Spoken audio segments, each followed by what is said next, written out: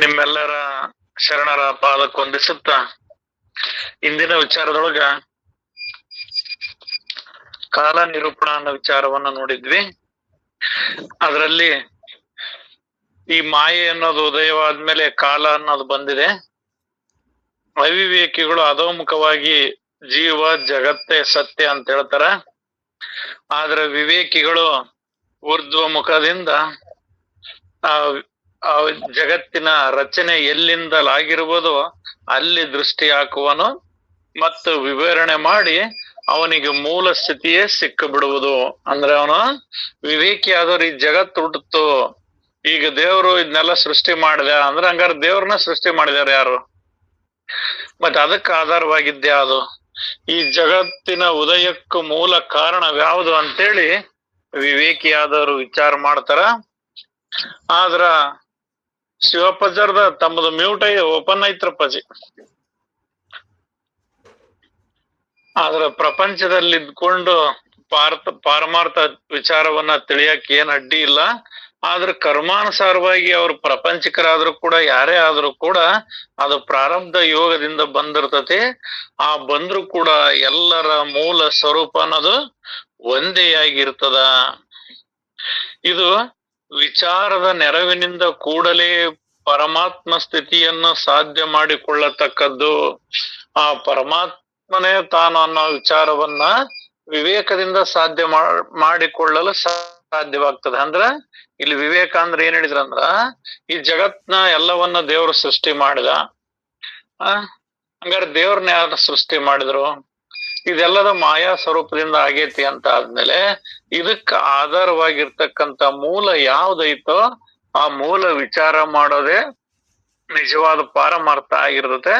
ಅಲ್ಲಿ ವಿಚಾರ ಮಾಡಿದಾಗ ಅಲ್ಲಿ ಎಲ್ಲದು ಮೂಲ ಸ್ವರೂಪವೇನೋ ಒಂದೇ ಇರುತ್ತದಾದರೂ ಅದನ್ನ ತಿಳಿವನಿಂದ ವಿಚಾರದಿಂದ ಸಾಧ್ಯವಾಗ್ತದೆ. ಅಂದರೆ ಜನ್ಮ ಸಾರ್ಥಕವಾಗುವುದು. ಯಾವಾಗ ನಮ್ಮ ಜನ್ಮ ಸಾರ್ಥಕ ಆಗ್ತದಂದ್ರ ಇದು ಯಥಾರ್ಥ ಪಾರಮಾರ್ಥ ವಿಚಾರವನ್ನು ತಿಳಿದಾಗ ದೇವನ್ಯಾರು ನಾನ್ಯಾರು ಅಂತ ವಿಚಾರ ಮಾಡಿ ಆ ಪರಮ ಸತ್ಯವನ್ನು ತಿಳಿದಾಗ ಈ ಮಾನವ ಜನ್ಮದ ಸಾರ್ಥಕ ಆಗ್ತದೆ ಅನ್ನೋ ವಿಚಾರವನ್ನ ನಿನ್ನೆವರೆಗೂ ಇಲ್ಲಿವರೆಗೂ ನೋಡಿದ್ದೀರಪ್ಪ. ನಿನ್ನೆ ಈಗ ಮುಂದುವರಿದ ಭಾಗ. ಅದರಲ್ಲಿಯೂ ಮುಖ್ಯವಾಗಿ ಮೂಲ ಸ್ಥಿತಿಯ ವಿಚಾರ ಮಾಡುವುದು ಅವಶ್ಯವು. ಆದರೆ ವಿಚಾರ ಶೂನ್ಯರಾದ ಜನರು ಪಶುಗಳಿದ್ದಂತೆ ಸರಿ. ಇಲ್ಲಿ ನಾವೇನೇ ವಿಚಾರ ಮಾಡ್ತೇವೆ, ಏನೇ ವಿಚಾರ ಮಾಡ್ತೇವಿ, ಏನ ತಿಳಿತೇವೆ ಮಾಡ್ತೇವಂದ್ರು ಮೂಲವನ್ನ ತಿಳಿಬೇಕಾಗಿದೆ. ಆ ಪರಮ ಸತ್ಯ ಏನೈತಲ್ಲ ಅದನ್ನ ನಾವು ತಿಳಿಬೇಕಾಗಿದೆ. ಅದನ್ನ ತಿಳಿಯೋದಿಟ್ಟು ಬೇರೆ ಏನಾರ ತಿಳಿದಿವಿ ಅಂದ್ರ ಅದು ವ್ಯರ್ಥ ಆಗ್ತದೆ. ಇಂಥ ಪಾರಮಾರ್ಥ ವಿಚಾರವನ್ನು ಮಾಡದವರು, ಇಂಥ ವಿಚಾರ ಶೂನ್ಯರಾದ ಜನರು ಪಶುಗಳಿದ್ದಂತೆಯೇ ಸರಿ. ಯಾಕಂದ್ರೆ ಅವು ಏನು ಮಾಡಲ್ಲ. ಅವು ಪಶುಗಳಿಗೆ ಏನ್ ಬೇಕಾಗಿದೆ? ಅನ್ನ ನೀರು ಇದ್ರೆ ಸಾಕು ಅವಕ್ಕೆ. ಅವು ಮೂಲ ಸೌಕರ್ಯಗಳು ಅವಕ್ಕಿದ್ದು ಅಂದ್ರೆ ಸಾಕು. ಹಂಗ ಇವನು ಕೂಡ ಅನ್ನ ನೀರು ಪ್ರಪಂಚದ ಸುಖ ಭೋಗಗಳು ಸಿಕ್ಬಿಟ್ಟು ಅಂದ್ರ ಸಾಕಂತ ಉಳ್ಕೊಂಡ್ಬಿಡ್ತಾನ. ಈ ಪಾರಮಾರ್ಥದ ಕಡೆಗೆ ನಾನ್ ಯಾರು, ಭಗವಂತನ ಯಾರು, ನಮ್ಮ ಈ ಮೂಲ ಸ್ಥಿತಿಗತಿ ಏನು ಅನ್ನೋದು ವಿಚಾರ ಮಾಡ್ಲಿಲ್ಲ ಅಂದ್ರ ಆತೊಬ್ಬ ಪಶುಗಳಿದ್ದಂತೆಯೇ ಸರಿ. ಅವರ ಮಾತು ಕೇಳುತ್ತಾ ಕುಳಿತರೆ ಪರದ ಸಾಧನೆ ಇಲ್ಲ. ಎಲ್ಲಿ ಅದು? ಯಾರು ಈ ಜೀವ ಜಗತ್ತು ಇದೇ ಸತ್ಯ ಐತಿ ಅಂತ ಕುಂತಿರ್ತಾರಲ್ಲ ಅಂತವ್ರ ಮಾತು ಕೇಳಿಕೆಂತ ಕುಂತ್ರ ಪರ ಅಂದ್ರೆ ಪರಿಪೂರ್ಣವಾಗಿರ್ತಕ್ಕಂಥ ಪಾರಮಾರ್ಥ ವಿಚಾರ ಸಾಧಿಸದರ ಯಾವಾಗ ಆಗ್ತದೆ? ಆಗೋದಿಲ್ಲ. ಇಲ್ಲಿ ಅವ್ರ ಏನ್ ಹೇಳ್ತಾರ? ಹೊರಗಿನವ ಸತ್ಯ ಅಂತ ಹೇಳ್ತಾರ.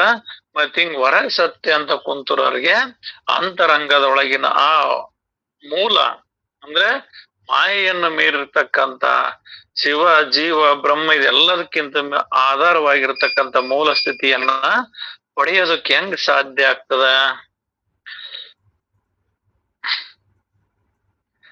ಅವರು ಒಳ್ಳೇದು, ಅದರಲ್ಲಿ ನಮ್ಮದಾದರೂ ಏನು ಹೋಯಿತು, ಅವರು ಮಾಡಿದುದೇ ಫಲಿಸಿರುವುದು. ಬಿತ್ತಿದರೆ ಬೆಳೆಯುವುದು.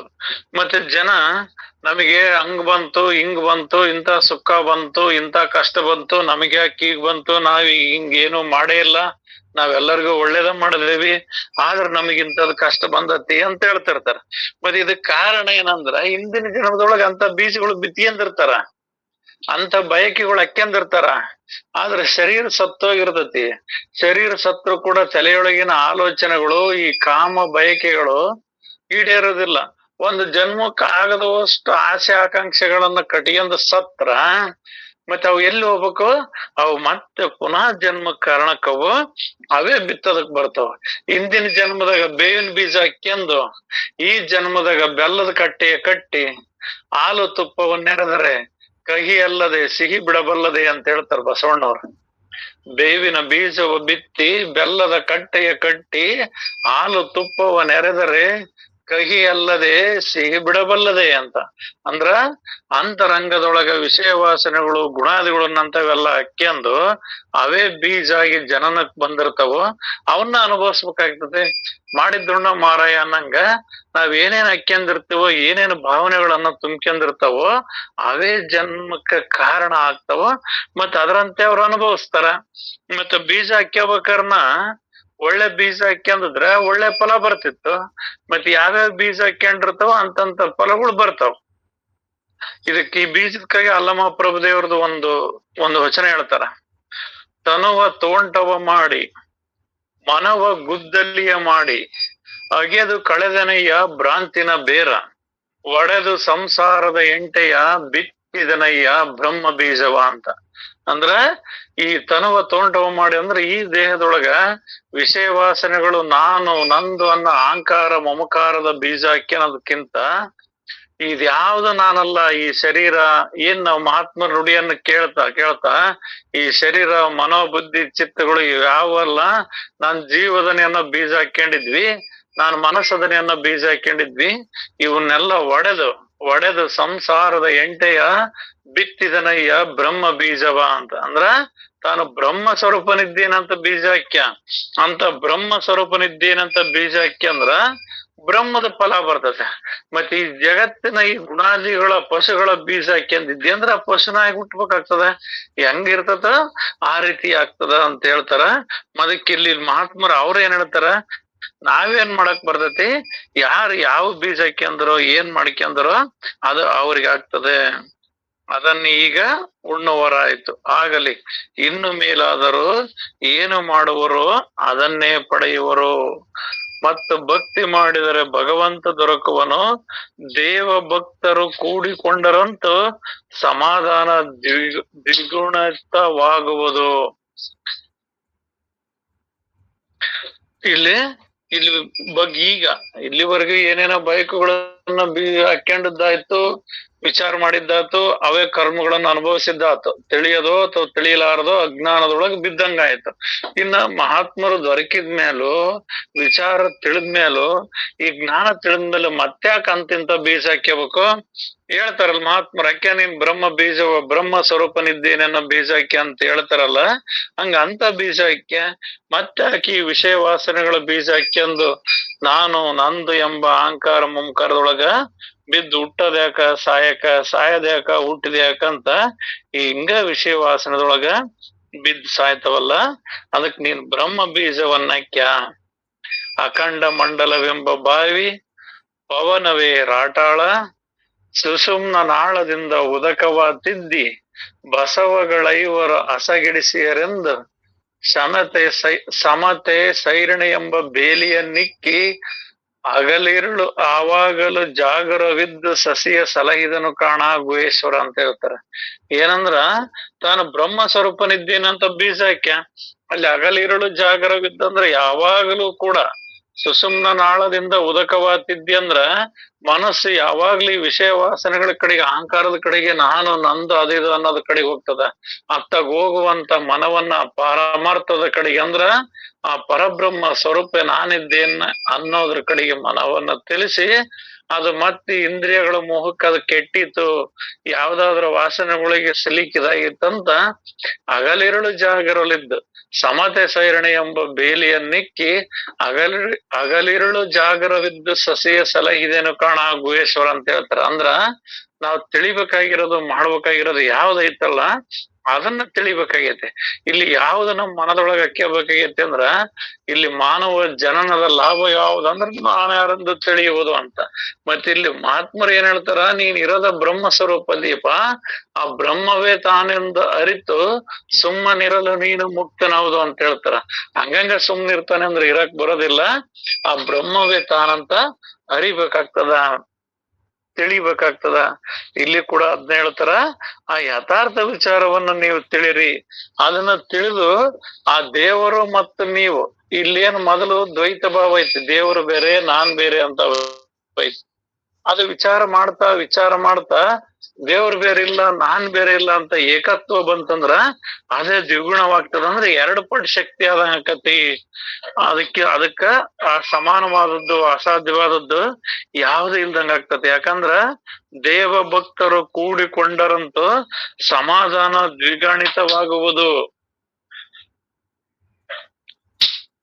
ಕೀರ್ತಿ ಕಾರ್ಯ ಮಾಡದೆ ಸತ್ತವರು ಜಗತ್ತಿಗೆ ಸುಮ್ಮನೆ ಬಂದರು, ಸುಮ್ಮನೆ ಹೋದರು, ಜಾಣರಾಗಿಯೂ ಮರವಿಗೆ ಬಿದ್ದರು. ಏನು ಹೇಳಬೇಕು? ಇಲ್ಲಿ ಜನ ಜಗತ್ತಿಗೆ ಸುಮ್ನೆ ಬಂದ್ಬಿಟ್ರು, ಬಂದು ಸುಮ್ನೆ ಕೀರ್ತಿ ನಾನು ನಂದು ಅದು ಇದು ಅಂತೆಲ್ಲ ಇದಕ್ ಬಂದು ಸುಮ್ನೆ ವ್ಯರ್ಥವಾಗಿ ಬಡದಾಡಿ ಸುಮ್ನೆ ಸತ್ತು ಹೋಗ್ಬಿಟ್ರು. ಅದ್ ಏನೇನು ತಿಳಿಲಿಲ್ದಂಗ ಇದು ಮಾನವ ಜನ್ಮ ವ್ಯರ್ಥ ಆಗೋತು. ಅಖಂಡವಾದ ಜ್ಞಾನ ಇದ್ದು ವಿಚಾರ ಇದ್ದು ಎಲ್ಲ ಇದ್ದು ಅದನ್ನ ತಿಳಿಯಲಾರದೆ ಸುಮ್ನೆ ತಮ್ಮ ಜ್ಞಾನ ಇದ್ದು ಕೂಡ ಅಜ್ಞಾನಕ್ಕೂ ವಶವಾಗಿ ಹೋದ್ರು. ಇಲ್ಲಿ ಎಲ್ಲವೂ ಇಲ್ಲೇ ಇದ್ದಲ್ಲಿಯೇ ಉಳಿಯುವರು. ಇದು ಸಿದ್ಧ ಮಾತು. ಯಾರು ಏನು ಸಂಗಡ ತಕ್ಕೊಂಡು ಹೋಗುವರು? ನೀವೇ ಹೇಳಿರಲ್ಲ. ಇಲ್ಲಿ ನೀವು ಸುಮ್ಮನೆ ವ್ಯರ್ಥವಾಗಿ ನಾನು ನಂದು ಅದನ್ನ ಗಳಿಸ್ಬೇಕು ಇದನ್ನ ಗಳಿಸ್ಬೇಕು, ಅದನ್ನ ಗಳಿಸಿದ್ರ ಆನಂದ ಇದನ್ನ ಗಳಿಸಿದ್ರ ಆನಂದ ಅಂತ ಏನ್ ಹೊಡೆದಾಡ್ತಿರಲ್ಲ. ನೀವು ಗಳಿಸಿರೋದೆಲ್ಲ ಏನಾರ ತಗೊಂಡೋಗಿದಿರೇನೋ? ಏನೋ ತಗೊಂಡೋಗಿಲ್ಲ. ಆದ್ರ ಇಲ್ಲಿ ಧನವ ಗಳಿಸಬೇಕಿಂತದ್ದ ನರಮಾನವರಿಗೆ ಕಾಣಿಸದಂತದ್ದ ಅಂತ ಹೇಳ್ತಾರೆ. ಮತ್ತೆ ಯಾವುದು ನರಮಾನವರಿಗೆ ಕಾಣಿಸದಂತ ಧನ ಅಂದ್ರ ಆ ಸಂಪತ್ತು, ಈ ಪಾರಮಾರ್ಥ ಜ್ಞಾನ. ನಾನು ಬ್ರಹ್ಮ ಸ್ವರೂಪನಿದ್ದೇನೆ ಅಂತೇಳಿ ಆ ಪರಬ್ರಹ್ಮನ ವಿಚಾರವನ್ನ ತಿಳಿದು ಎಲ್ಲ ವಿಚಾರದಿಂದ ನೋಡಿದಾಗ ಅದೇ ಸಾಧನೆ, ಅದನ್ನೇ ಸಾಧಿಸ್ಬೇಕಾಗೈತಿ, ಅದನ್ನೇ ಗಳಿಸ್ಬೇಕಾಗೈತಿ. ಇದನ್ನ ಎಷ್ಟು ಗಳಿಸಿದ್ರೆ ಏನ್ ಮಾಡಿದ್ರು ಕೂಡ ಎಲ್ಲರೂ ಹೇಳ್ತಾರ, ಸತ್ತಾಗೇನು ಹೊತ್ಕೊಂಡ್ ಹೋಗಲ್ ಬಿಡೋ ಮರಯ್ಯ, ಯಾಕೆ ಬಡದಾಡ ಸಾಯ್ಬೇಕು ಅಂತ ಹೇಳ್ತಾರ. ಆದ್ರೆ ಇಲ್ಲಿ ಆ ಹುಟ್ಟು ಸಾವನ್ನ ವಿಚಾರ ಬಂದ್ರೆ ಸತ್ತಾಗ ಹೊತ್ಕೊಂಡ್ ಹೋಗೋದೈತಿ. ಯಾವ್ದಂದ್ರೆ ಈ ಪಾಪ ಪುಣ್ಯಗಳ ಗಂಟು. ಈ ಪಾಪ ಪುಣ್ಯಗಳ ಗಂಟು ಹೊತ್ಕೊಂಡು ಮತ್ತೆ ನಾವು ಜನನಕ್ ಬರ್ಬೇಕಾಗ್ತದೆ. ಅದರಿಂದ ಮಹಾತ್ಮರು ಏನ್ ಹೇಳ್ತಾರ, ನಿಷ್ಕಾಮ ಭಾವದಿಂದ ಪುಣ್ಯವನ್ನ ಗಳಿಸು. ಕಾಮ ಭಾವದಿಂದ ಪುಣ್ಯವನ್ನ ಗಳಿಸಿದಂದ್ರ ನೀನ್ ಮತ್ತೆ ಪುಣ್ಯ ಅನುಭವಿಸಕ್ ಬರ್ಬೇಕಾಗ್ತದ. ಪಾಪದಿಂದ ಮಾಡಿದಿ ಅಂದ್ರ ಪಾಪ ಅನುಭವಿಸ್ಬೇಕಾಗ್ತದ, ಪುಣ್ಯ ಮಾಡಿದಿ ಅಂದ್ರ ಪುಣ್ಯ ಅನುಭವಿಸ್ಬೇಕಾಗ್ತದ. ಬಂಗಾರದ ತ್ರಿಶೂಲ ಆದ್ರೂ ಕೂಡ ಕೊಲ್ತದ, ಕಬ್ಬಿಣದ ತ್ರಿಶೂಲ ಆದ್ರೂ ಕೊಲ್ತದ. ಅಂದ್ರ ಪುಣ್ಯ ಮಾಡಿದಿ ಅಂದ್ರೂ ಕೂಡ ಈ ದೇಹ ಧರಿಸ್ಬೇಕಾಗ್ತದ, ಪಾಪ ಮಾಡಿದಿ ಅಂದ್ರೂ ಕೂಡ ಈ ದೇಹ ಧರಿಸ್ಬೇಕಾಗ್ತದ. ಹಂಗಂತ ನೀನೇನ್ ಪುಣ್ಯ ಮಾಡ್ಬೇಡ ಅಂತಲ್ಲ, ಮಾಡು, ಆದ್ರೆ ನಿಷ್ಕಾಮ ಭಾವದಿಂದ ಮಾಡು. ಆ ಪರಿಪೂರ್ಣವಾಗಿ ಎಲ್ಲದ ನಾನೇ ಅನುಭವಿಸನದನಿ, ಇನ್ನೊಂದಿಲ್ಲ, ಎಲ್ಲದ ನನಗಾಗಿ ಮಾಡ್ಕೊಂತದನಿ, ನನ್ನೊಳ್ಳೇದಕ್ಕಾಗಿ ಮಾಡ್ಕೊಂತಾನೆ ಅಂತ ಯಾವುದೇ ಕಾಮ ಭಾವನೆಗಳಿಲ್ಲದೆ ಫಲಾಪೇಕ್ಷೆಗಳಿಲ್ಲದೆ ನೀನು ಕರ್ಮವನ್ನ ಮಾಡಿದ್ದಾದ್ರ ಅದು ನಿನಗೆ ಯಥಾರ್ಥ ಜ್ಞಾನವನ್ನ ತಿಳಿಯೋದಕ್ಕೆ ಸಾಧ್ಯ ಆಗ್ತದ. ನೀನ್ ಕಾಮ ಭಾವನೆಯಿಂದ ಕರ್ಮಗಳನ್ನ ಮಾಡ್ತದಿ, ಆಸೆ ಭಾವನೆಗಳಿಂದ ಮಾಡ್ತದಿ ಅಂದ್ರ ಅದು ಮತ್ತೆ ಹುಟ್ಟಿ ಸಾವಿಗೆ ಕಾರಣ ಆಗ್ತದ. ಅದಕ್ಕಾಗಿ ಜಡ ವಸ್ತುಗಳ ಬಗ್ಗೆ ಉದಾಸೀನರಾಗಿ ತತ್ಪರತೆಯಿಂದ ವಿವೇಕ ನೋಡಬೇಕು. ಇದರಿಂದಲೇ ಪರಮಾತ್ಮನ ಅಲಭ್ಯ ಲಾಭವಾಗುವುದು. ನೀವು ಇಲ್ಲಿ ಜಡ ವಸ್ತುಗಳನ್ನ ನಂಬ್ಕೊಂತೀರಿ, ಜಡ ವಸ್ತುಗಳ ಬಗ್ಗೆ ಉದಾಸೀನ ಇರ್ಲಿ, ಇಲ್ಲಿ ವಿಚಾರ ಉನ್ನತ ಮಟ್ಟದಾಗ ವಿಚಾರ ಮಾಡಿ ನೋಡಿದ್ರ ಯಾವ ರೂಪನಾಮಗಳಿಂದ ಕೂಡಿದವ ಅವೆಲ್ಲವೂ ಜಡನದವ. ಮಾಯೆ ಅನ್ನೋದು ಕೂಡ ಜಡನೆ. ಶಿವ ಈಶ್ವರ ನಾವ್ ಏನ್ ಹೇಳ್ತಾವಲ್ಲ, ಈ ದೇವ್ರು ಅಂತಲ್ಲ, ಇವು ಕೂಡ ಜಡ ಅದಾವು. ಆದ್ರ ಆತ್ಮಶಕ್ತಿಯಿಂದ ಇವೆಲ್ಲವೂ ಬೆಳಗ್ತದವು. ಅಂದ್ರ ಒಟ್ಟಾರೆ ಯಾವುದು ಇದು ಹೆಸರು ಹೇಳೋದಕ್ಕಿಂತ ಎಲ್ಲದು ಕೂಡ ರೂಪನಾಮಗಳಿಂದ ಕೂಡಿದ್ದ ಎಲ್ಲದು ಜಡ ವಸ್ತು ಐತಿ. ಅದಕ್ಕ ಸ್ವಯಂ ಶಕ್ತಿ ಇಲ್ಲ. ಆ ಪರಮಾತ್ಮನ ಅಂದ್ರೆ ಪರಿಪೂರ್ಣವಾಗಿರ್ತಕ್ಕಂಥ ಪರಬ್ರಹ್ಮನ ಶಕ್ತಿಯಿಂದ ಅವೆಲ್ಲವೂ ಬೆಳಗ್ತದವು. ಆದ್ರಿಂದ ಪರಬ್ರಹ್ಮದ ವಿಚಾರವನ್ನ ತಿಳಿಬೇಕ ವಿನಃ ಈ ಜಡ ವಸ್ತುಗಳ ವಿಚಾರವನ್ನ ತಿಳಿಯೋದ್ರಾಗ ಏನ್ ಲಾಭ ಇಲ್ಲ. ಯಾವಾಗ ಈ ಜಡ ವಸ್ತುಗಳ ಮೇಲಿನ ಉದಾಸೀನ ಆಗ್ತದ, ಆವಾಗ ತತ್ಪರತೆ ಅಂದ್ರ ಆ ಆತ್ಮ ಸ್ವರೂಪವಾಗಿರ್ತಕ್ಕಂಥದ್ದು ಪರಿಪೂರ್ಣವಾಗಿರ್ತಕ್ಕಂಥದ್ರ ಕಡೆಗೆ ಮನಸ್ಸು ಹೋಗ್ತದ. ಇದನ್ನ ಬಿಟ್ಟಾಗ ಅಲ್ಲಿ ಹೋಗ್ತದ. ಯಾಕಂದ್ರ ಇದ್ರಾಗ ಸುಖ ಐತಿ ಸತ್ಯ ಐತಿ ಅಂತ ಈ ಭಾವದೊಳಗ ನಾವ್ ಕುಂತೀವಂದ್ರ ಆ ವಿಚಾರ ತಿಳಿಯಲಾರದು. ಯಾಕಂದ್ರ ಮನ ಇಲ್ಲೇ ತಿರ್ಗಮುರ್ಗ ಇದ್ರಾಗ ಬಿದ್ದು ಒದ್ದಾಡ್ಬಿಡ್ತತಿ. ಹಂಗಾಗಿ ಇದನ್ನ ಯಾವಾಗ ಈ ಜಡ ವಸ್ತುಗಳನ್ನ ನಾವು ನೇತಿಗಳದಿವೋ ಅಲ್ಗಳಿತವೋ ಅವಾಗ ಪರಮ ಸತ್ಯ ವಿಚಾರ ತಿಳಿತೈತಿ. ಆ ಪರಮ ಸತ್ಯ ವಿಚಾರವನ್ನ ತಿಳಿತಾ ನೋಡಿದಾಗ ಎಲ್ಲದು ಪರಬ್ರಹ್ಮ ಸ್ವರೂಪನ ಐತಿ, ಬೇರೆ ಇನ್ನೊಂದ್ ಏನಿಲ್ಲ ಅನ್ನೋ ಭಾವ ನಮ್ಮ ಒಳಗ್ ಬರ್ತದ. ಅದನ್ನ ತಿಳಿಲಾರದೆ ಜಡ ವಸ್ತುಗಳ ನಿರಸನ ಮಾಡಿ ಆ ತತ್ವ ವಿಚಾರವನ್ನು ನಾವು ತಿಳಿದ್ರೆ ಮಾತ್ರ ಎಲ್ಲದು ಸಾರ ವಿಚಾರ ತಿಳಿತೈತಿ. ನಾವು ಆ ತತ್ವ ಅಂದ್ರ ಆ ಪರಿಪೂರ್ಣವಾಗಿರ್ತಕ್ಕಂಥ ವಿಚಾರವನ್ನ ತಿಳಿಯಲಾರದೆ ಕೇವಲ ಜಡ ವಸ್ತುಗಳ ಬಗ್ಗೆ ನಾವು ವಿಚಾರ ಮಾಡ್ತೇವೆ ಅಂದ್ರ ಅದೇನು ಫಲ ಆಗೋದಿಲ್ಲ. ನಿಜವಾದ ನಮಗೆ ಲಾಭ ಆಗ್ಬೇಕಪ್ಪ ಅಂತಂದ್ರ ಆ ಪಾರಮಾರ್ಥ ವಿಚಾರವನ್ನ ತಿಳಿದಾಗ ಮಾತ್ರ, ಆ ವಿವೇಕದಿಂದ ನೋಡಿದಾಗ ಮಾತ್ರ. ಪರಮಾತ್ಮನ ಹೊರತಾಗಿ ಹೆಚ್ಚಿನ ಲಾಭವೇ ಇಲ್ಲ. ನಾವ್ ಏನ್ ಲಾಭ ಅಂತವಲ್ಲ, ಈ ಹೊರಗಿನ ಯಾವ ಲಾಭಗಳಲ್ಲ. ನಿನಗೇನು ಸಿದ್ಧಿಗಳು ಪ್ರಾಪ್ತಿಯಾಗಿದೆ ಅಂದ್ರೂ ಕೂಡ ಲಾಭ ಅಲ್ಲ. ನಿನಗ್ ತಪಸ್ಸು ಮಾಡ್ತಾನೆ ಅಂದ್ರೂ ಕೂಡ ಲಾಭ ಅಲ್ಲ. ನೀನೊಂದು 1000 ವರ್ಷ ಆಯಸ್ಸು ಪಡೆದಾನೆ ಅಂದ್ರೂ ಕೂಡ ಅದು ಲಾಭ ಅಲ್ಲ. ಮತ್ತೆ ಯಾವ್ದು ಲಾಭ ಅಂದ್ರ ಯಥಾರ್ಥವಾಗಿರ್ತಕ್ಕಂಥ ಪರಿಪೂರ್ಣವಾಗಿರ್ತಕ್ಕಂಥ ಅಖಂಡ ಸ್ವರೂಪವಾಗಿರ್ತಕ್ಕಂಥ ಏನು ವಸ್ತು ಅಂತ ನಾವ್ ಹೇಳ್ತಾವಲ್ಲ, ಅದು ತಾನು ಅಂತ ತಿಳಿಯದೇ ಲಾಭ. ತನ್ ಬಿಟ್ಟು ಇನ್ನೊಂದು ಘನ ಐತಿ ಅನ್ನೋದು ವಿಚಾರನ ತಲೆಯಾಗ ಬರ್ದಂಗ ಯಾವಾಗ್ಲೂ ಅರಿವು ಸ್ವರೂಪನ ನಾನೇ ಅದಾನೆ ಅಂತ ತಿಳಿಯೋದೇನೈತಲ್ಲ, ಅದು ನಿಜವಾದ ಲಾಭ. ಮತ್ತೆ ನಾವು ಆ ಲಾಭವನ್ನು ಬಿಟ್ಟು ಯಾವ್ದಾದ್ರ ಲಾಭಕ್ಕೆ ಒದ್ದಾಡ್ತೇವಂದ್ರ ಮತ್ತೆ ಈ ಭವಬಂಧನದೊಳಗ ಬಿಡೋದಕ್ಕಾಗಿ ನಾವು ತಯಾರದವಿ. ಇಲ್ಲಿ ನಾನಂತ ಸಾಯಕಂತವಿ, ಒಳಗೆ ಅದಕ್ಕೆ ನೀರು ಗೊಬ್ಬರ ಹಾಕಿ ಬೆಳೆಸಿಯಂತದವಿ. ಈ ಹೊರಗಿನ ನಾನು ಅನ್ನೋದು ಬಂಧನಕ್ಕೆ ಕಾರಣ ಆಗ್ತದ. ಮತ್ತೆ ಯಥಾರ್ಥವಾಗಿರ್ತಕ್ಕಂಥ ಪಾರಮಾರ್ಥ ಜ್ಞಾನ ಅದು ಮುಕ್ತಿಗೆ ಕಾರಣವಾಗ್ತದ. ಅಂದ್ರ ಈ ಜನನ ಮರಣ ದುಃಖದ ನಿವೃತ್ತಿಗೆ ಅದಕ್ಕೆ ಕಾರಣ ಆಗ್ತದ. ಯಾವಾಗ ಜನನ ಮರಣದ ನಿವೃತ್ತಿಯಾಗಿ ಆ ಪರಬ್ರಹ್ಮ ಸ್ವರೂಪನೇ ನಾನು ಅನ್ನೋದು ಗಟ್ಟಿ ಆತಂದ್ರ ಅದೇ ನಿಜವಾದ ಲಾಭ. ಅವನು ಪ್ರಾಪ್ತಿಯಿಂದ ಯೋಗ್ಯ ಕ್ರಿಯೆಗಳೊಂದಿಗೆ ಪ್ರಪಂಚ ಮಾಡುತ್ತಿರುವಾಗಲೂ ಸಮಾಧಾನ ಉಳಿಯುತ್ತದೆ. ಅವನು ಈ ಏನೋ ಪ್ರಾಪ್ತಿ, ಶರೀರ ಪ್ರಾಪ್ತಿ ಆಗ್ಬಿಟ್ಟದ್ ಬಂದತಿ, ಇದು ಬಂದತಿ ಅಂದ್ರೂ ಕೂಡ ಅವನು ಯಾವುದೇ ಕೆಲಸ ಮಾಡ್ತಿರ್ಲಿ ಅಥವಾ ಯಾವುದೇ ರಾಜ್ಯಭಾರ ಮಾಡ್ತಿರ್ಲಿ, ಏನಾರ ಮಾಡ್ತಿರ್ಲಿ, ಅವನು ಸಮಾಧಾನದಾಗಿರಕ್ ಸಾಧ್ಯ ಆಗ್ತದ. ಹಿಂದೆ ರಾಜ್ಯಭಾರ ಮಾಡುತ್ತಿದ್ದ ಜನಕ ಮುಂತಾದ ಅನೇಕ ರಾಜರು ಆಗಿ ಹೋದರು. ಮತ್ತು ಈಗಲಾದರೂ ಅಂತ ಎಷ್ಟೋ ಪುಣ್ಯಶಾಲಿಗಳಿರುತ್ತಾರೆ. ನೀವು ರಾಜರಾದ್ರೂ ಆಗ್ರಿ, ಚಕ್ರವರ್ತಿ ಆಗ್ಲಿ, ಏನಾದರೂ ಆಗಿರ್ಲಿ, ಕರ್ಮಾನುಸಾರವಾಗಿ ಅದಾಗ್ತದೆ. ಅದು ನಿಮ್ಮ ಈ ಪರಿಪೂರ್ಣ ವಿಚಾರವನ್ನ ತಿಳಿಯಕ ಎಂದೂ ಅಡ್ಡಿ ಪಡಿಸೋದಿಲ್ಲ. ನೀವು ಅಡ್ಡಿ ಪಡಿಸೋದಿಲ್ಲ ಅಂತ ನೀವು ತಿಳಿರಿ. ನಿಮ್ಮೊಳಗ ಯಥಾರ್ಥ ಜ್ಞಾನವನ್ನ ತಿಳಿದ್ರೆ ಅದು ಯಾವ್ದು ಅಡ್ಡಿ ಪಡಿಸೋದಿಲ್ಲ. ಆ ಜ್ಞಾನ ತಿಳಿಲಿಲ್ಲ, ನೀವು ಅಹಂಕಾರದಿಂದ ಹೊಂಟಿವಂದ್ರ ನಿಮಗೆಲ್ಲವೂ ಅಡ್ಡಿ ಪಡಿಸ್ತಾವ, ಎಲ್ಲದೂ ಬಂಧನ ಆಗ್ತಾವ. ಯಾಕಂದ್ರೆ ಇಲ್ಲಿ ಬಂಧನ ಎಲ್ಲೈತಂದ್ರ ದೇಹ ರೂಪಿಯ ಅಹಂಕಾರದಿಂದನೇ ಬಂಧನ ಐತಿ.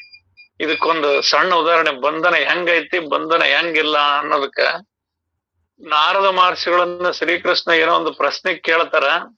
ಪ್ರಶ್ನೆ ಕೇಳಿದಕ್ಕೆ ಇದಕ್ಕೆ ಉತ್ತರ ನಿನಗೆ ಆತ್ಮಜ್ಞಾನಕ್ಕೆ ಸಂಬಂಧಪಟ್ರ ಪ್ರಶ್ನೆನ ಇರ್ತದ, ಇದನ್ ಕೇಳ್ಬೇಕಂದ್ರ ನೀನ್ ಸನತ್ ಕುಮಾರ್ನ ಹತ್ರ ಹೋಗಪ್ಪ ಅಂತ ಹೇಳ್ತಾರ ಶ್ರೀಕೃಷ್ಣ ಪರಮಾತ್ಮ. ಯಾರಿಗೆ? ನಾರದರಿಗೆ. ಅವ್ರು ಹೋಗ್ಬೇಕಾರ ಈ ಪರಿಗೆ ಮುಳ್ಳು ಅಂತ ನೋಡಿರ್ತೀರಿ ನೀವು. ಮುಳ್ಳು ತಿರುಗಿದ್ರೆ ಹತ್ತಾಗ ಮುಳ್ಳು ಇರ್ತದ. ಒಂದು ಮುಳ್ಳು ಒಂದ್ ಕೊಂಡಿ ಹಿಡಿದ್ರೆ ಇನ್ನೊಂದ್ ಮುಳ್ಳು ಇನ್ನೊಂದ್ ಕೊಂಡಿ ಹಿಡಿತೈತಿ. ಅದೇನಾರ ನಮ್ ಕೈಗೆ ಅಥವಾ ಬಟ್ಟೆಗೆ ಎಲ್ಲಾರ ಸಿಕ್ಕಂತಂದ್ರ ಚರಮ್ ಕಿತ್ಕೊಂಡ್ ಬರೋ ಮಟ ಬಿಡೋದಿಲ್ಲ ಅದು ಪರಿಗೆ ಮುಳ್ಳ ಅಂತ.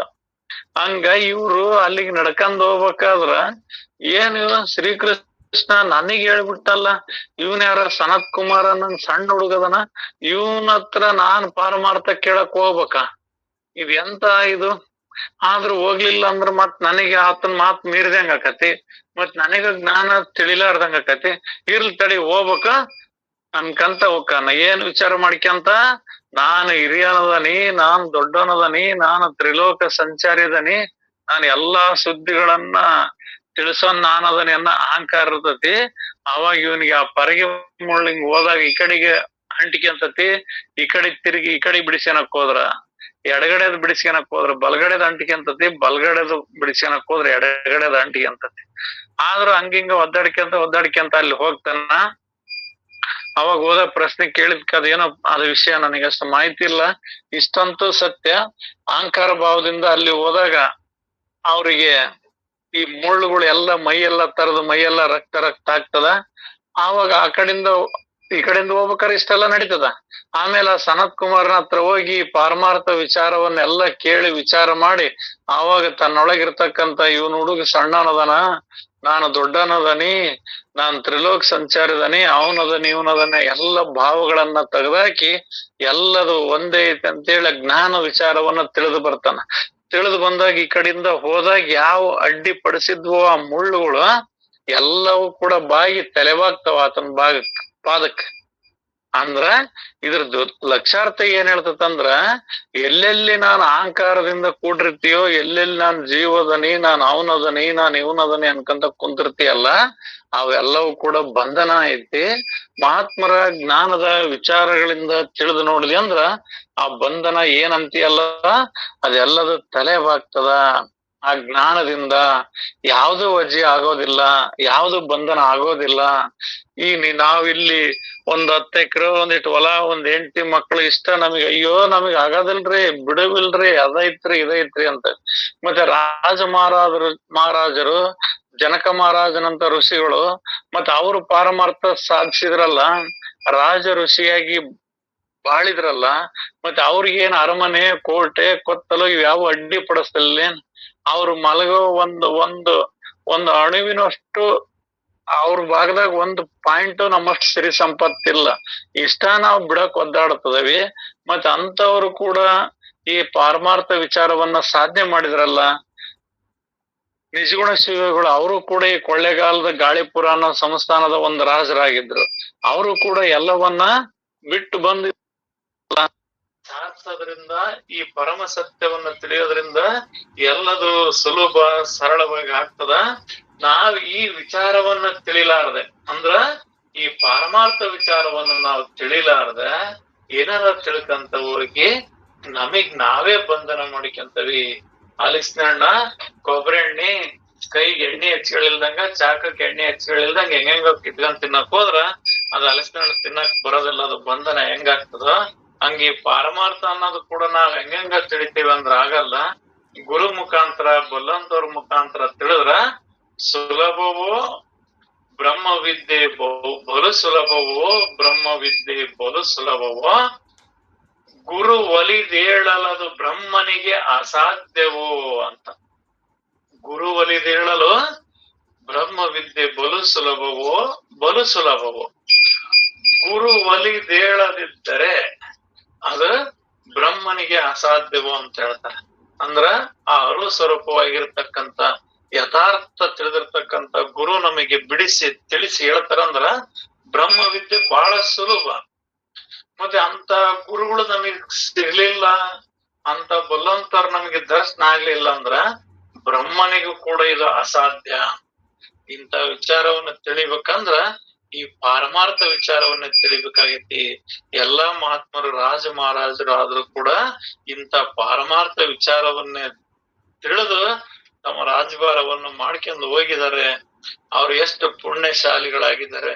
ಈಗ್ಲೂ ಕೂಡ ಅಂತವರಿದ್ದಾರೆ, ಪುಣ್ಯಶಾಲಿಗಳಿರುತ್ತಾರೆ.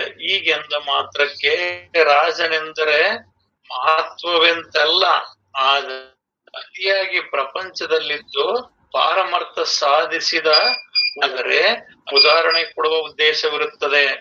ರಾಜರನ್ ಕೂಡ್ಲೆ ನೀವೇನ್ ಭಾರಿ ತಿಳ್ಕಣಕ್ ಹೋಗ್ಬೇಡ್ರಿ. ಪ್ರಪಂಚದ ಎಲ್ಲಾ ಸುಖಭೋಗಗಳು ಇದ್ರೂ ಕೂಡ, ಎಲ್ಲಾ ಅಷ್ಟಕ್ಕೊಂದು ಕೆಲಸ ಕಾರ್ಯಗಳು ಎಲ್ಲಾ ಇದ್ರೂ ಕೂಡ, ಆದ್ರ ಅವ್ರು ಪಾರಮಾರ್ಥ ಸಾಧಿಸಿದ್ರಲ್ಲ, ಅವ್ರು ತಿಳಿದ್ರಲ್ಲ, ಅದಕ್ಕಾಗಿ ಇಲ್ಲಿ ರಾಜರ ಉದಾಹರಣೆ ಕೊಡ್ಬೇಕಾಗ್ತದೆ. ರಾಜನಿದ್ದವನಿಗೆ ಮರಣ ಬಂದಿರಲು ಅವನ ಲಕ್ಷಾವಧಿ ಕೋಟ್ಯಾವಧಿ ಹಣ ಕೊಡಲಿಕ್ಕೆ ಸಿದ್ಧನಾದರೂ ಮೃತ್ಯುವೇನು ಅವನನ್ನು ಬಿಡುವುದಿಲ್ಲ. ಮತ್ ನೀವು ರಾಜ ಅಂತ ತಕ್ಷಣ ಅವನೇನೋ ಭಾರಿ ಡಿಫ್ರೆಂಟು, ಭಾರಿ ಹಂಗ ಬೇಡ್ರಿ. ಅದು ಮೃತ್ಯು ಸಾವು ಅಂತಂದ್ರ ಅವ್ನ ಎಷ್ಟು ಮುತ್ತರತ್ನ ಕೊಟ್ರು, ಎಷ್ಟು ದನಕನಕಾದಿಗಳನ್ನು ಕೊಡ್ತಾನೆ ಅಂದ್ರ ಯಮಧರ್ಮ ಅವನ್ನೇನ್ ಬಿಟ್ಟೋಗಲ್ಲ. ಇಲ್ಲಿ ಆ ದೃಷ್ಟಿಯಿಂದ ವಿಚಾರ ಮಾಡಿ ನೋಡಿದ್ರ, ಒಂದು ಜೀವರಾಶಿಗಳು, ಒಂದು ಸಣ್ಣ ಪ್ರಾಣಿ ಇದ್ರು ಅಷ್ಟ, ರಾಜ ಮಹಾರಾಜರ ಚಕ್ರವರ್ತಿ ಇದ್ರು ಅಷ್ಟ, ಬ್ರಹ್ಮ ವಿಷ್ಣು ಮಹೇಶ್ವರ ಇದ್ರು ಕೂಡ ಇವ್ರಿಗೂ ಕೂಡ ಮರಣ ಅನ್ನೋದೈತಿ. ಅದು ಸಾವು ಅನ್ನೋದು, ಹುಟ್ಟು ಅನ್ನೋದು ಯಾರಿಗೈತೋ ಸಾವು ಅನ್ನೋದು ಕೂಡ ಅದು ಕೂಡ ಹಂಗೆ ಐತಿ. ಆದ್ರೆ ಯಾರಿಗೆ ಬಿಟ್ಟಿಲ್ಲ ಅದನ್ನ. ಹೀಗೆ ಜೀವನವು ಮರಣಾಧೀನ ವಿರುತ್ತದೆ. ಜೀವಂತವಿರುವಾಗಲಾದರೂ ಬೇನೆ ಬೇಸರಿಕೆ ತಾಪ ಚಿಂತೆಗಳಿಗೆ ಕಡಿಮೆ ಇರಲಿ. ಸಂಸಾರದ ಸಂತೆ ನೆರೆದಿರುವುದು, ಅದರಲ್ಲಿ ದೇವರ ಲಾಭ ಮಾಡಿಕೊಳ್ಳಬೇಕು. ಅಂದರೆ ಏನಾದರೂ ಈ ವಿಪರೀತ ಸಂಸಾರ ದುಃಖಕ್ಕೆ ಪರಿಹಾರ ಸಿಕ್ಕಂತಾಗುವುದು. ಈ ಜಗತ್ತ ಅನ್ನೋದು ಒಂದು ಸಂಸಾರದ ಸಂತೆ. ಈ ಜಗತ್ತೇ ಅನ್ನೋದು ಒಂದು ಸಂಸಾರದ ಸಂತೆ. ಈ ಜಗತ್ತೆಂಬ ಸಂಸಾರದ ಸಂತೆ ಒಳಗ ಸಂತೆ ಮಾಡಕ್ ನಾವೆಲ್ಲರೂ ಬಂದದವಿ. ಇಲ್ಲಿ ಸಂತೆ ಮಾಡೋದ್ರ ಲಾಭ ಯಾವ್ದೈತೆ ಅಂದ್ರ, ಇಲ್ಲಿ ಆ ಆತ್ಮ ವಿಚಾರವನ್ನ, ಆ ದೇವರ ಲಾಭವನ್ನ ಮಾಡ್ಕೊಳ್ಬೇಕಾಗೈತಿ. ಅಂದ್ರ ಆ ದೇವರ ಸ್ವರೂಪ ನಾನು ಅದನಿ, ಅದ್ರ ಸ್ವರೂಪ ಹಿಂಗೈತಿ ಅನ್ನೋದು ಎಲ್ಲ ಸಾರ ವಿಚಾರವನ್ನ ತಿಳ್ಕೊಳ್ಳೋದ ಇದರ ಲಾಭ ಐತಿ. ಈ ಸಂಸಾರ ಸಂತೆ ಒಳಗ ಬರೀ ಸಂಸಾರ ಸಂತೆ ಮಾಡ್ಕೊಂತ ಆ ದೈವತ್ವದ ವಿಚಾರವನ್ನ, ನಾನು ಯಾರು ಅನ್ನೋದನ್ನ ಮರ್ತೀವಂದ್ರ ಅದು ಅನ್ಯಾಯ, ಬಹಳ ಅನ್ಯಾಯ. ಈ ಜಗತ್ತಿನೊಳಗ ಏನಾರ ಫ್ಯಾಕ್ಟ್ರಿ ಲಾಸ್ ಆಗಿದ್ದೇನ್ ಆಗೋದಿಲ್ಲ. ಆದ್ರ ಮಾನವ ಜನ್ಮ ಒಂದ್ಸರಿ ಹುಟ್ಟಿ ಈ ಪರಮಾರ್ಥ ವಿಚಾರವನ್ನ ತಿಳಿಲಿಲ್ಲ ಅಂದ್ರ ಇದಕ್ಕಿಂತ ನಷ್ಟ ಇನ್ಯಾವ್ದು ನಷ್ಟ ಅಲ್ಲ, ಇದ ಅತ್ಯಂತ ನಷ್ಟ. ಯಾಕಂದ್ರ ಈಗಿಂದ ಏನೇನೋ ಯಾವ್ದೋ ಒಂದು ಸುಕೃತ ಪುಣ್ಯದಿಂದ ಈ ಮಾನವ ಶರೀರ ಅಂತ ಆಗೈತಿ ಅಂತ ಅನ್ಕೊಳ್ಳೋಣ. ಈ ಶರೀರ ಆದಾಗ ಮತ್ ಇಂಥ ಅನುಭವಗಳ ಸಂಘ ಸಿಗ್ತದ, ಇಂಥ ಗ್ರಂಥಗಳು ಸಿಗ್ತವು. ಇದು ಮಹಾಲಾಭ, ಇದು ಮಹಾಭಾಗ್ಯ. ಮತ್ ಇಷ್ಟೆಲ್ಲ ಸಿಕ್ಕರು ಕೂಡ, ಇಷ್ಟೆಲ್ಲ ಇದ್ರು ಕೂಡ ಈ ಪರಮ ಸತ್ಯವನ್ನು ತಿಳಿಯಲಾರದೆ ಈ ವಿಷಯ ವಾಸನದೊಳಗ ಇದು ಒಂದು ಪಶು ಸತ್ವದಂಗ ಸತ್ತು ಹೋಗ್ಬಿಟ್ರಂದ್ರ ಇದು ಮಹಾ ಅನ್ಯಾಯ ಅಂತ ಮಹಾತ್ಮರು ಹೇಳ್ತಾರೆ. ಇದರ ಲಾಭ ಪಡ್ಕೋಬೇಕಂದ್ರ ತನ್ನ ಸ್ವರೂಪ ವಿಚಾರವನ್ನ ತಿಳಿಬೇಕಾಗ್ತದ. ಆ ಸ್ವರೂಪ ವಿಚಾರವನ್ನ ತಿಳಿದ್ರ ಈ ವಿಪರೀತ ಸಂಸಾರ ದುಃಖಕ್ಕೆ ಪರಿಹಾರ ಸಿಗ್ತದ. ಇದು ಸಂಸಾರ ದುಃಖ ಅನ್ನೋದು ಬಹಳ ವಿಪರೀತವಾಗಿರ್ತಕ್ಕಂಥದ್ದು, ಬಹಳ ಬಂಧನದಿಂದ ಕೂಡಿರ್ತಕ್ಕಂಥದ್ದು, ಘೋರ ಸಂಸಾರವಿದು ಅಂತ ಹೇಳ್ತಾರೆ. ಅಂತದ್ದಿದ ಇದ್ರದ್ದು ಅಂದ್ರ ಆ ಪಾರಮಾರ್ಥ ವಿಚಾರದಿಂದನೇ ಸಾಧ್ಯ ಐತಿ ಅನ್ನೋ ವಿಚಾರವನ್ನ ಇಲ್ಲಿ ತಿಳಿಸ್ತಾರಪ್ಪಾಜಿ. ಇತಿ ಶ್ರೀ ದಾಸಬೋಧೆ ಗುರು ಶಿಷ್ಯ ಸಂವಾದ ದ್ವಾದಶ ಕಾಲ ನಿರೂಪಣ ನಾಮ ಅಷ್ಟಮ ಸಮಾಸ. ಮತ್ತೆ ಇಲ್ಲಿ ಮುಕ್ತಾಯ ಆಯ್ತ್ರಪ್ಪಾಜಿ. ಎಲ್ಲರಿಗೂ ಶರಣ.